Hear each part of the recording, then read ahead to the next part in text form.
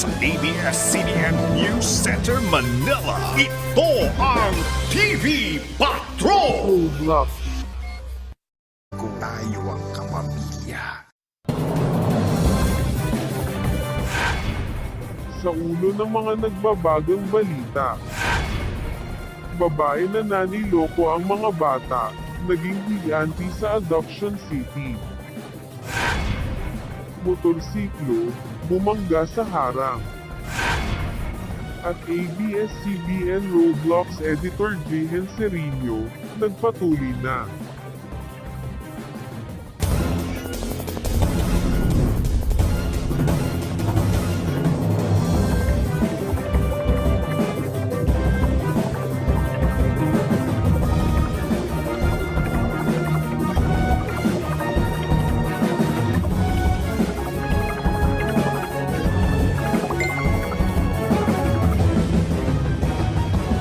Live mula sa ABS-CBN News Center, Manila. Ito ang TV Patrol! Roblox. Magandang gabi bayan. Isang babaeng manloloko ng mga bata ay naging higanti. Nagpapatrol, Andrew Reyes.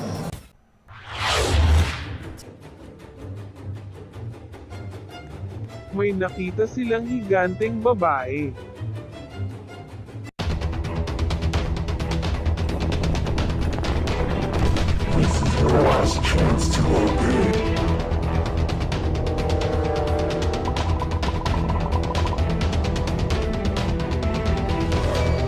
You must defeat me if you want to be free.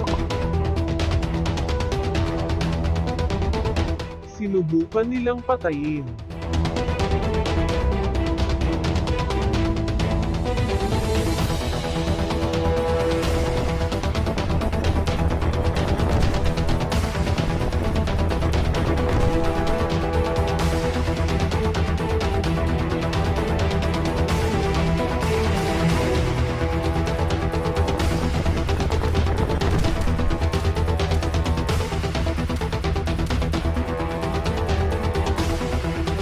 May isang babaeng namatay.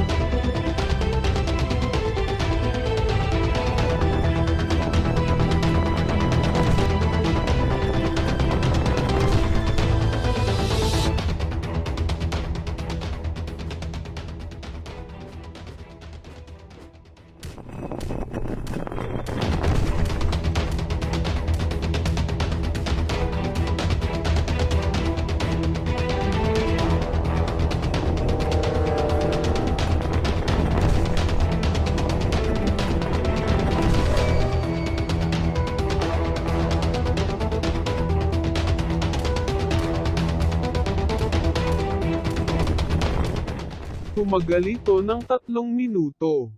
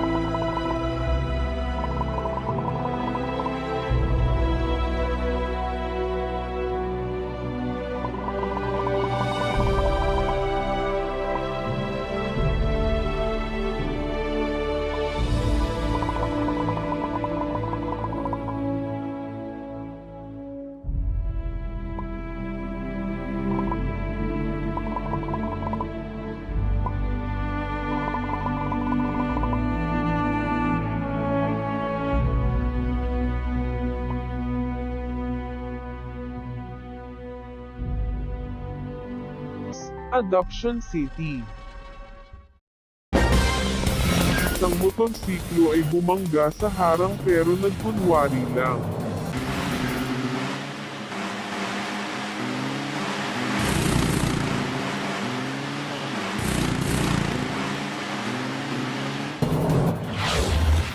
ABS-CBN Roblox editor Jihen Serino, nagpatuloy na sa pagbabalik ng TV Patrol Roblox.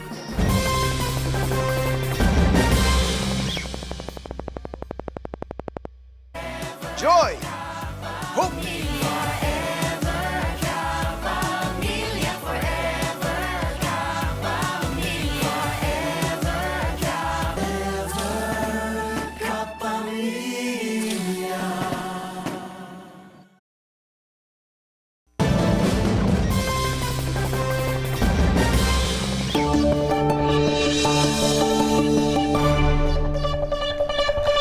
Shear line pa rin yung nakaka-apekto sa may silang bahagi ng Southern Luzon, kaya asahan pa rin natin na makakaranas po ng mga pag-ulan ngayong maghapon ang bahagi ng Bicol Region, Eastern at Central Visayas, Caraga at Davao Region. Samantalang yung amihan po natin malakas pa rin, nakaka-apekto dito sa nalalabing bahagi pa ng Luzon, kaya malamig na panahon pa rin, mahangin at yun pa rin po yung maranasan natin na panahon ngayong maghapon.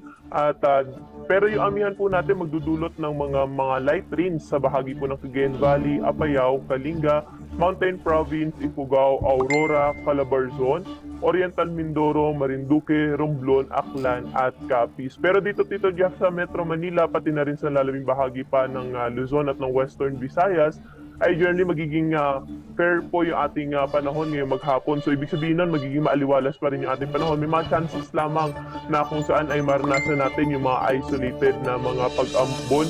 Pero wala po tayo na-expect na malawak ang mga pag-ulan po ngayong maghapon, lalo na dito sa Metro Manila. Sa lalaming bahagi naman ng Mindanao, generally magiging mainit at malisangan na panahon doon, ngunit may mga tsansa pa rin ng mga biglaang pag-ulan pagsapit po yan ng hapon at gabi. Sa ngayon, meron po tayong nakikitang low pressure area sa labas nating area of responsibility, pero hindi naman natin naasahan na magiging isang bagyo. At yung trough nga medyo nag-extend sa may eastern na Visayas area, pero dahil nga malawak po yung sirkulasyon, kaya umaabot po doon at hindi natin niro-rule out yung possibility na pumasok ito na ating PAR. Pero yun nga Tito Jeff, i-highlight natin na mababa ang tsansa o halos hindi natin naasahan na ito ay magiging isang bagyo. Sa kasalukuyan din, medyo malakas yung amihan natin, or dahil nga malakas yung amihan natin, nakataas po yung gale warning natin